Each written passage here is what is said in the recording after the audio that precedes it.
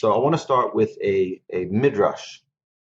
The midrash says as follows: Amar Rav Simon, Bishah, at the time when God created the world, was a bad Bishah Shabbat Kodesh Baruch Hu Libros Es Adam Harishon, when God was about to create Adam.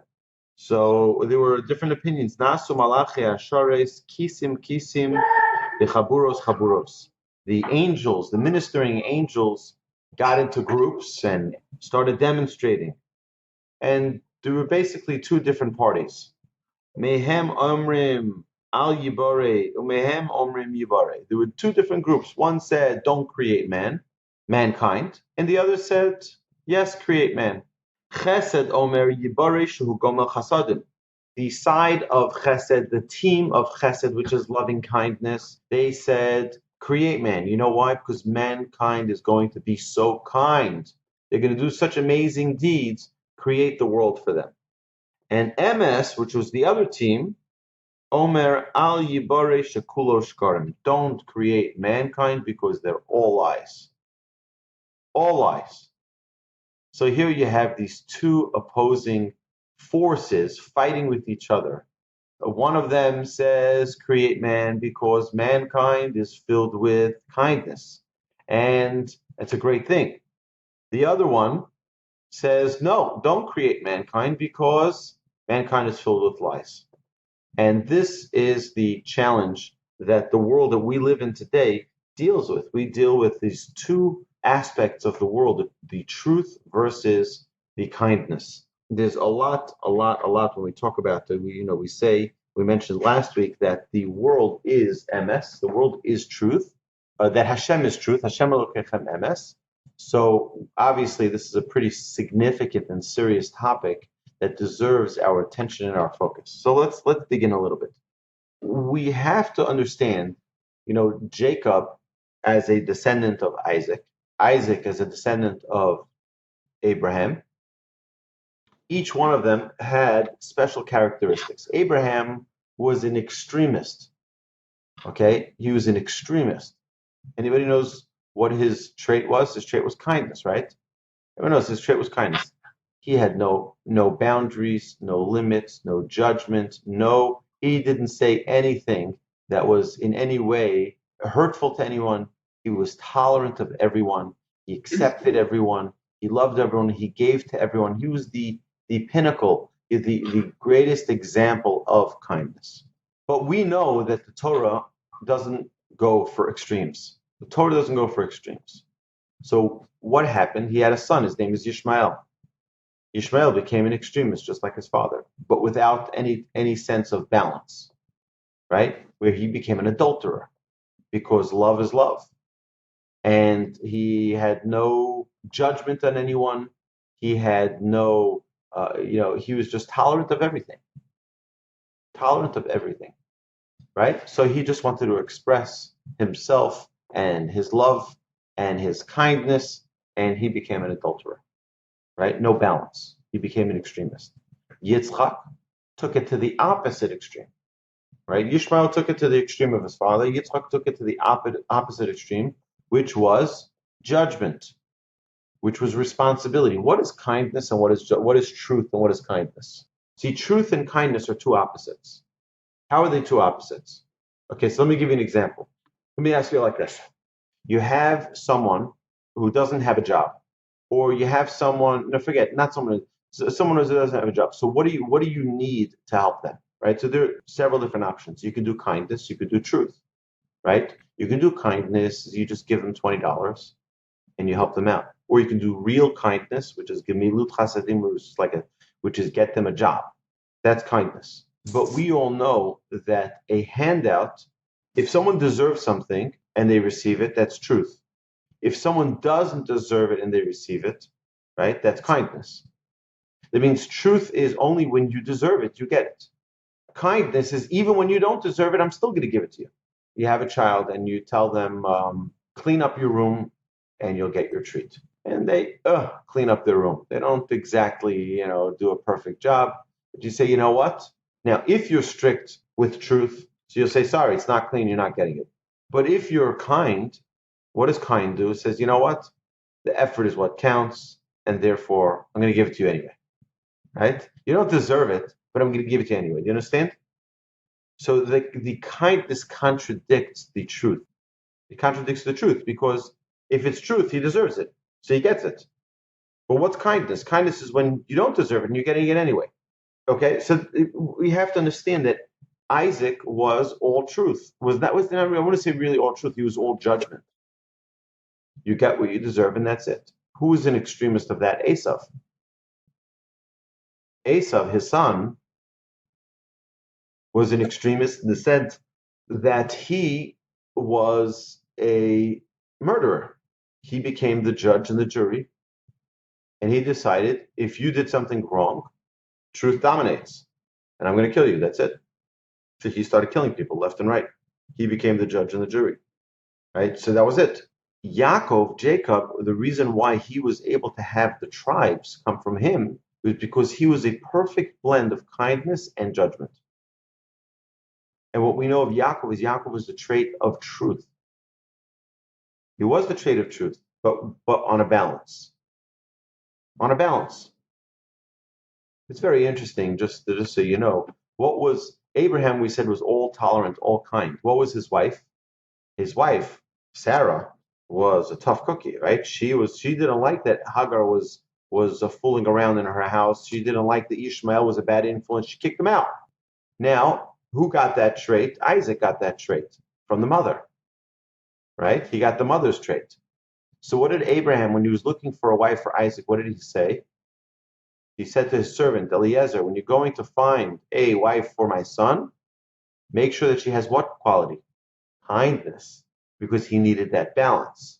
They say, our sages tell us that every husband and wife, every father and mother need to have that balance. You have one parent who is the kind one, who is the sensitive, delicate one, and then you have the one which is more firm, who is more by the rules, let's go, right? And it's a very important blend. If you have two parents who are tolerant, you have total chaos. You have two parents who are strict, you have law and order, and then you have, right? So there has to be a blend, okay? There has to be a blend. So here's what I want to talk about today about truth. We all know truth, okay? If we stopped, closed our eyes, took a piece of pen and paper, and wrote down the things that we know are true, but yet we don't live them. How many truths are there that we don't believe, that we don't follow? That's a question we need to ask, okay? So I'll give you an example. If I know that it's true, if I want to be healthy and I don't want to be, God forbid, overweight, or I don't want to be, right? I don't want to have high cholesterol. So there's certain foods I should stay away from. Okay? Did anybody ever go to the doctor? The doctor says, listen, there's certain foods you should stay away from. And you're like, really? That's my favorite food. Only that I have to stay away from, right? So what happens? We know that that's the truth, but do we necessarily live by that truth just because we know it? The answer is no. Just because I know something doesn't mean I do it. Doesn't mean I live by it. That is exactly what we are trying to accomplish in the trait of truth, is to not just know what truth is, but live with that truth. How do I live with that truth every single day? So I'll tell you what it means. I'll tell you. So you put in your alarm clock, right, to wake up at the 6 o'clock or 7 o'clock or 8 o'clock or 9 o'clock. Corona 10 o'clock. Okay. So right. So you know that's when you need to get up because you have things you need to do. So that's the truth. But then you're in bed and you're sleeping. You're like, oh, come on, really? So you hit the snooze button. That's the kindness, right? Say, just give me another 15 minutes. Right? Just give me another 15 minutes. Right? Just another 15 minutes, right? It does not mean that kindness is a lie. It doesn't mean that. Kindness is its own virtue. They're not necessarily, right? But it's a little bit of a stretch of the truth. A little bit of a stretch of the truth.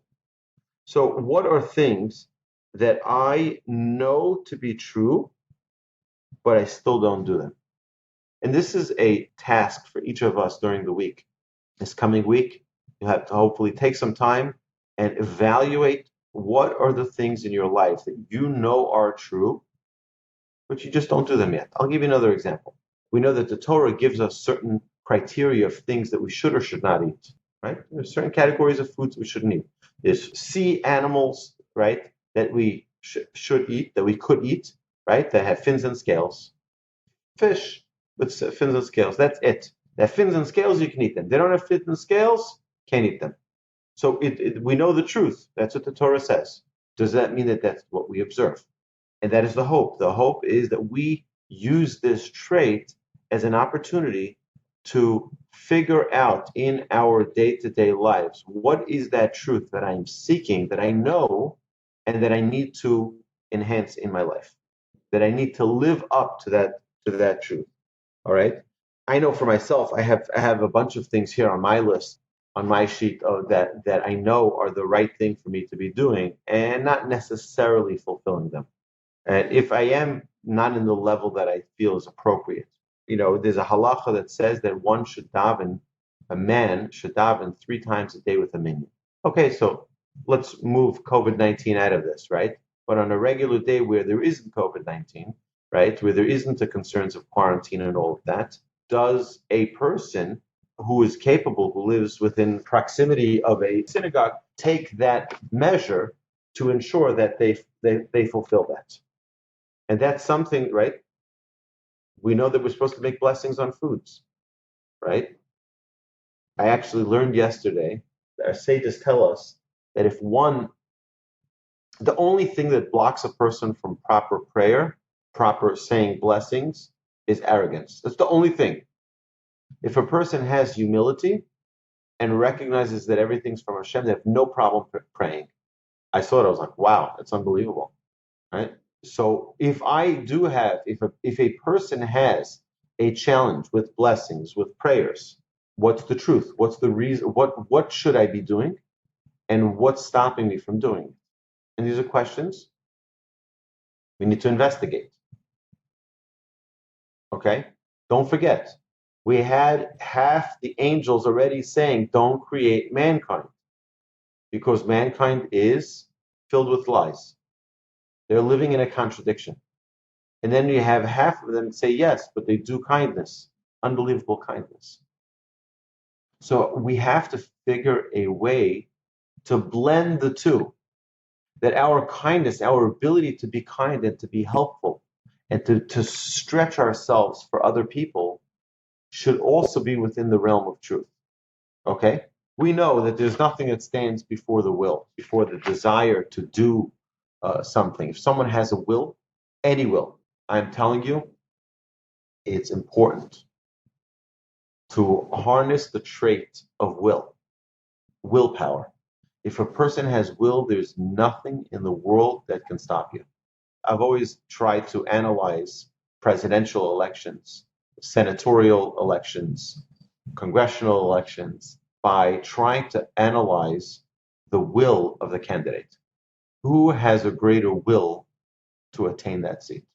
Usually that's the one who wins, because there's nothing that stands before will.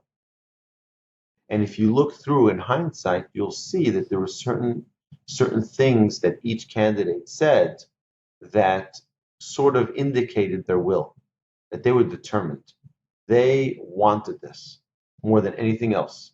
They were ready to give up anything for it, right? There's something, it would be nice, right? It would be nice to have it, but it's not like I really want it. It's like I certainly don't want that person, but it's not like right? It's an incredible thing. If we really want truth, we want to have a life of truth, we can attain it. We want to have a life of kindness, we can also attain it. We want to have a life of kindness and truth together, we can attain it. There's nothing that we can't attain. And we have to know this when we talk about truth, about the things that we do or do not live by. This is a very important thing. It's a very important goal for us to aspire for, to have truth. So we have to understand that there are different types of areas that need truth. For example, actual life, our beliefs, right? Do I believe in a God? Do I not believe in a God? Well, if I believe in God, then what does His Torah tell me? If I don't believe, why don't I believe? Right?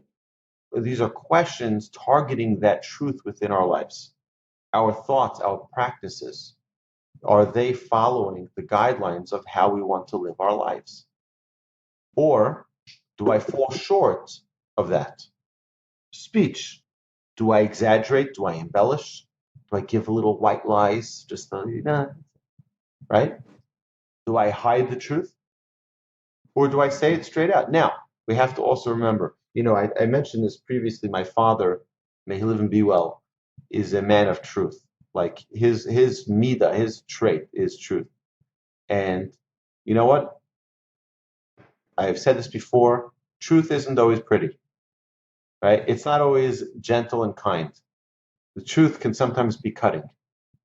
And there are people who love it, and there are people who suffer from it, right? Thank God, as children, we learn to appreciate it. My father, if you were wearing an ugly shirt, he would tell you it was an ugly shirt. He wouldn't skirt around it, saying, "Well, it's like, no, it's ugly. Finish next." It's like he would say it the way it is. Okay, so now perhaps someone who has that trait of truth needs to work on softening it, making it a little bit more kind. But then you have people who you can ask them, "How does this look?" They're like, "Oh, it looks so beautiful," and really, they're just trying to be kind, but it's not really true. So you understand, you have this challenge that we're dealing with.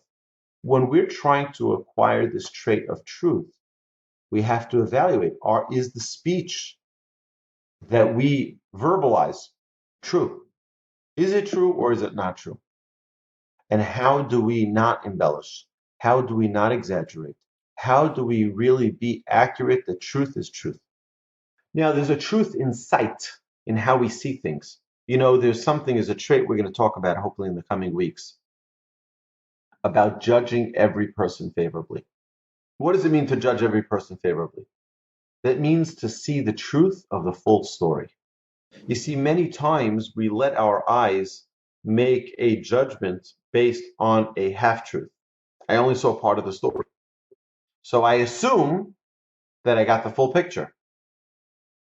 Our sages say, don't judge your fellow in a negative way. When you're judging, judge them favorably. Hevidanis kol adam l'kavsachos. Judge the whole person favorably. It's important, if we want to have truth in our vision, in our sight, that we have to see a whole picture. We have to believe in humanity. I'll give you an example. You see someone doing something, okay? You see someone doing something, and it's clearly not something favorable, okay? It's something that you say, what? I can't believe it. How can they talk like that? How can they act like that? How can they say something like that, right? But then you find out, right? So immediately, what do?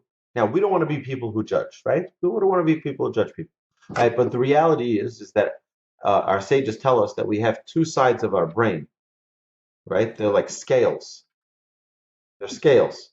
They're constantly judging, right? We as humanity, we're always judging, right? We're judging, is it good? Is it bad? Is it right? Is it wrong? Right? We're always judging. So now the question is, if I'm already judging, how should I judge? So the Torah tells us, right? Havidanis kol ha'adam l'kavsachos. Judge every person favorably. We have to always assume that someone is innocent until proven guilty. In Jewish court, that's the way it works. In secular court, that's the way it works. The only time that you consider someone guilty, actually, the Mishnah says that both litigants, when they stand in front of you, should be like as if they're guilty. And once you give the ruling, they should both be in your eyes as if they're innocent. Means as a judge, you can't maintain, oh, this guy was the guilty one, this one's the innocent one, he's the tzaddik, right? He's the righteous one, and he's the evil one, right? Forever, you never get. Once they leave, you have to consider them as innocent. How many times do people judge us? How many times do people judge us, and they don't talk to us for a few weeks, and we say, what's going on? They're like, how can you do such a thing? You're like, what? What are you talking about? And they say, yeah, I saw you do this and that. You're like, 1 second, you totally missed the story, right? I wasn't stealing something out of their car. I was helping them bring their bags into their house, right? You understand? So someone can see something, like it's not your car. You're taking groceries out of someone's trunk. You must be stealing it.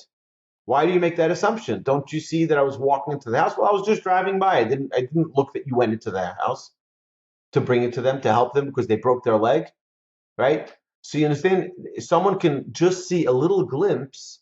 They take a little snapshot. It's like the difference between a photo and a video. right? A video shows you a prolonged experience. A photo takes a snapshot, and that's what you see. That's what you see. But you don't see what happened before. You don't see what happened after. And that's the challenge, is that we are taking snapshots and assuming that this is the reality. And when we deal with truth, we need to understand that we need to see a full picture in order to see in order to have the truth. There are people who are struggling with certain areas of their life. They could have had a difficult childhood. They could have had a difficult marriage. They could have difficult children. They could have difficult health circumstances. They can have many difficult things. So instead of judging them for those challenges that they were gifted with by the Almighty, I can just say, you know what? Look how good their perspective is, considering what they were dealing with. I believe that there are people who are unhealthy, and we have to have mercy on those people. Someone who is a kleptomaniac or someone who, right? So are they evil? We need to have mercy on such people. I mean, nebuch. It's like it's so sad, right? They can't help themselves, right? So we need to get them help. We need to provide them with whatever resources we can get to them to assist them. You have people who have certain fears and worries based on abuse that they've experienced, right? Is it their fault that they were abused? Is it their fault that someone took advantage of them? That they have certain fears that we can consider illogical and crazy? Like, what's the big deal? Just stop it, grow up. You're not a baby, right? And they have these fears, they have these worries. Looking at just part of the story, saying that they're crazy, is not seeing a full picture. Perhaps it's giving the judgment on what we see. You know what can make this even much easier? Let's think of ourselves as that person. Okay, let's think of ourselves as that person. Have we ever been in a situation where we did something that we knew was wrong? I'll give you an example. Were you ever rushing to a hospital or to a doctor's appointment, which is, you got a phone call? You know what? The doctor had an availability in 10 minutes. If you're here, you get the appointment. It's very important, okay? If you're not here in 10 minutes, we're closing the office. You're going to miss your opportunity. You'll have to wait 3 weeks for the appointment. You get in Yes. that car and you don't obey the speed limits, right? And you say, you know what? Everybody should just calm down because everybody understands, okay? I'm not a speeder. That's not what I do. And you know what? I just need to get there and I need to get there fast, okay? And we were thinking to ourselves, I'm really a good person. I'm taking care of somebody else who's ill. I'm doing acts of kindness. Stop judging me, right? And we're sitting there thinking the justification for what we're doing. And someone else is looking and saying, look at that, Ronnie. Unbelievable. I thought she was a good person. Here she is, right? Not running lights, but excessive speed. She's going over the speed limit. Look at them. But in our minds, we say, 1 second. It's justified. You're right. I'm doing something wrong, but it's justified because look, I have to save a life here. Or I have this doctor's appointment. It's really important because if I don't get this test, I won't be able to go to the wedding. You understand? You just imagine all the things, right? Human beings we're good. We're good. Sometimes we do stupid things. And even when we do things that are wrong, we usually try to find a way to justify it. It doesn't mean that it's justified, but we try to find a way to justify it because we know it's wrong. It's very interesting. Just yesterday had a story. Okay, so there's a woman, a neighbor that we know, who was walking by one afternoon. We sit a lot in the front here now with COVID, so we're doing some work, obviously all the work from the house. I teach all my classes here, and we sit outside a lot. So I see people passing by all the time. Again, this is like Central Station here. I see all the passers by, and I said hello. Ignored me. Okay, so I mentioned something to my wife. I said, this person. I said hello, and she totally ignored me. She said the same thing happened to me. She said, I also said hello, and she totally ignored me. So I said, maybe she didn't hear us. So I spoke to her husband, who's a very good friend of mine. I said to him, is your wife upset at us for anything? Did we do something? Because we both had this experience. My wife and I, we both said hello to her in separate situations, and she just ignored us. He said, I don't know. I'll find out. So she was passing by yesterday. We're both sitting outside, and she came over to us. She's like, I just don't hear things. I'm sorry. I didn't hear. So it's like, and she just, came up, and it was, sometimes it's something so simple, right? Now, I wouldn't be offended if she didn't either way. So it's like, I try not to live my life based on other people. Okay. I try not to. I think it's a very important thing, except if it was my parents, right? Or my children. But even then, we have to realize that we have our own lives, and we have to have our own source of joy and happiness and healthy, and we shouldn't be dependent on the people around us for feeling, quote unquote, valued in their eyes. Now, of course, every human being needs to feel valued in the eyes of other people, and that's the job of a parent, to give their children that feeling and that sense of love, and we appreciate you, we cherish you, you're awesome, you're incredible, right? You're beautiful. That's a parent's job, is to empower their children with that feeling of confidence. That's not always done. So a child can grow with some insecurities, and then they're more reliant and needing of their environment. But really, when a person is in a healthy state, they don't need others to confirm their goodness. They don't need other people to validate them to be good. There's an interesting thing. So I remember once we were driving home. My grandfather spoke about the trait of truth, and I was driving home with my grandfather from the lecture that he was giving. And my grandfather would give several lectures every week in front of hundreds, if not thousands, of people. Like the Mir Yeshiva that has over 9,000 students, my grandfather would give every other Tuesday. He would give a big lecture in the main study hall of the Mir Yeshiva, right? Hundreds of people would pack in there, right, to hear him. And many times I would go home with him from that lecture. So the person who was driving him was the spiritual leader of a different yeshiva, and he was talking to my grandfather about whether or not it is okay to speak about a topic that you don't possess. All right, a trait.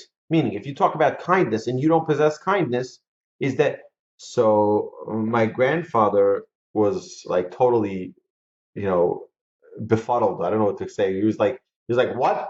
How can you talk about something that you don't possess?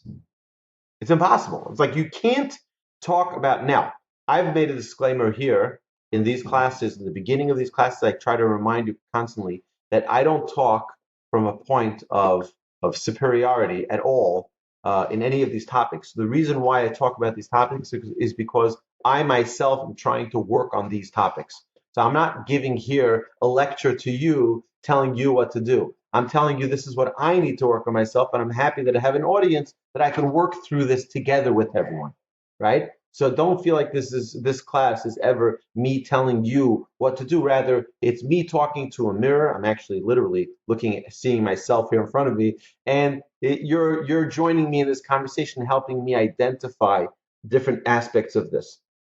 But it's a very important thing. I'll give you an example. Many parents have this idea that do as I say, not as I do.